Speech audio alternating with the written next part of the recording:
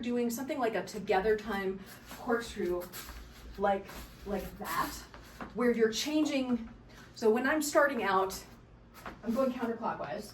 When I'm starting out, I have both hands down. Then I'm bringing my right hand up so that the two arms are, in an effort to be parallel to each other, the 2 poi would be parallel to the ground while I'm turning. And then as I turn, I'm switching the hand that's on top so that the other arm is sticking out. So that's one element of something you already do that you could modify. That's just a different expression of it that works with size, space, and motion in a way that might be new. So that's part one. And I think of these as sort of like a together time corkscrew pirouette. And then the next aspect of it is, if you're doing that, if you keep one of them up there, now you'll notice I'm turning in opposite direction. Right, technically the move is opposite direction because this poi is still going, my left hand, which is up here, is still going counterclockwise. And then what I did was, so I was like this, and then I tapped my right poi on this side of my body, and then I turned to the right. And now you have sort of a polyrhythmic movement where the hand that's up here is going much faster. You're coming around with your right hand. You were up here, you come down, and you tap. Then you turn the other way. And it's just like you were doing before, but you're turning to the right. So I'm just doing the right hand now. You're here, you're up top, then you bring it down, then you're coming around, then you tap, and then turn to the right. Just turn to the right, just keep turning.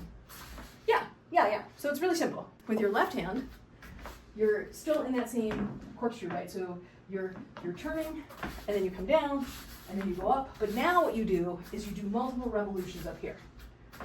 And then you change direction with your body to go the other way.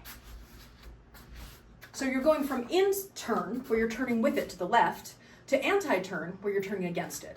You were going this way, then you were going this way, and you were going this way, and then when you tapped, you also stalled your left hand up here, and then you switched both of them. What you want to do is keep the left hand going counterclockwise. So you come around, you come around, you come around, and left one's up top, tap with the right one, and then turn to the right, turn right, keep the left one going. Yes. And then when you come around to the front again, right, so as you come around to the front, watch what I'm gonna do. I'm gonna take my right hand, bring it up into that over the head, thread the needle, which you already know. And then you can plane shift it down into this. So it's not, here's the whole combination.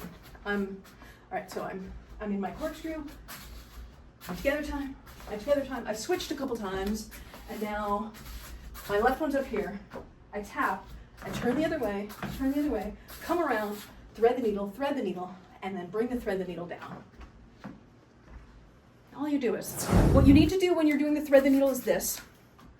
You're like this. Your right hand's coming around this way, come around to the back, and then what I'm doing is I'm pushing up with my left so that it's up here, and my right one can come in under it and go into the thread the needle. Right, so my left is here, my right can come around, up, like that. And it may just be useful to start out with that portion of it because I'm not sure you've ever done that transition. So keeping your left hand here, your right hand is here, your right's gonna come around the back like this. As it comes around the back, lift your left hand up and then push your right one and then go into the thread the needle above the head. So if you wanted to see the front view of it, your left is like this, and then your right hand is gonna come around the back, then you push. And then personally, I think the aesthetic looks a little bit better if you open the elbows to the side as opposed to sort of covering your face with it, but that's a subtle refinement that you can do. It's the difference between looking like this in the thread the needle versus looking like this in the thread the needle.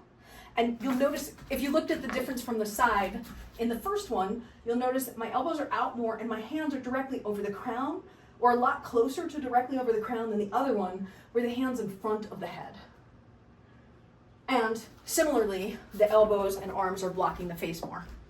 So you do use that portion of it on the exit, right? Because if I start like this, boom, boom, boom, then I'm going to plane shift it down. So you do use that, but as you're coming down to the front plane in front of you. Allow yourself the gift when you're doing, you know how with a thread the needle you go in and out? If I were to show you what you're doing over your head, it looks like you're doing it like this, where you're like reaching as far as you can and keeping it out there a lot. Let yourself come in closer to the skull. So what I mean is the difference between this, where it's really high, and it looks like you're reaching, and it really looks like you're stretching through your traps the whole way up, right? So it looks like you're scrunching like this, versus letting it come down like this, so that you have more space for the movement. I have another drill for you that might just be useful. Because your left hand looks weaker, you just might get some value. Like when I had you practice thread the needle on the front plane, I had you do this. The equivalent here would be practicing in, out, in, out, in, out, and just feeling that, because it's very different, because the whole entire time the poi is fighting gravity in a different way. Like when you're vertical, you're fighting gravity most at the bottom of the turn, because you have momentum on the rest of the turn. But when you're horizontal like this, you're fighting gravity the entire way around the turn, so the momentum that you have to apply to it feels different.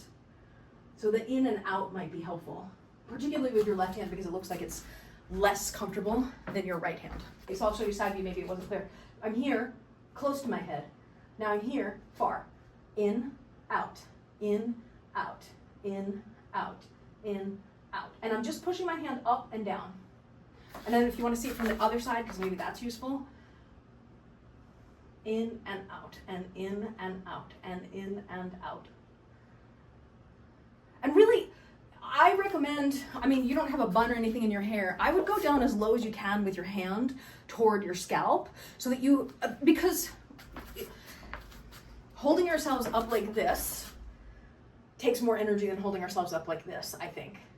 So if you give yourself the respite, even just that little break of hard, easier, hard, easier, it's easier on your body, and I think it can help give you more energy and allow you to have more endurance throughout the performance and the movement itself. Okay, that's your cue for yourself to know if you're executing it with openness, is whether or not your elbows are out here or like this. Because if your elbows are here, it's likely that instead of doing this, you're doing this, where you're coming in front of your head. So like, you see how the different, like my hand is more in line with the front of the forehead versus up over the, like I can't actually see my hands here, but I could, if I tried, see them there. So if you get, without looking up, or without moving the head up, I mean. It's a bunch of different things to practice with, you know, same technique, just a little bit different. What you can also do to get into it is you can just go into a butterfly over your head. Instead of trying to go directly into thread the needle, if you're here doing your turn, and then you've done your tap, and you're going to the right, what you can do is just hold the hand here, and bring the other hand in, and just go into a butterfly first, and then take the butterfly into the thread the needle over the head. I mean, the audience will never know the difference. If you're not sure if you know it, try it the easy way first. So put yourself in an overhand butterfly in front. And which hand do you have on top? Your right hand is on top. Okay, that's great, because what we're going to do is we're going to take it, slide it up, slide it up, slide it up, and just put it here above your head. And you'll notice your right hand is quote unquote on top, which means further back, because if you brought it back down, it would be on top, right? So like this, which means if you stop your right hand and you keep your left hand there, you should be able to bring your right hand in on top back into your butterfly.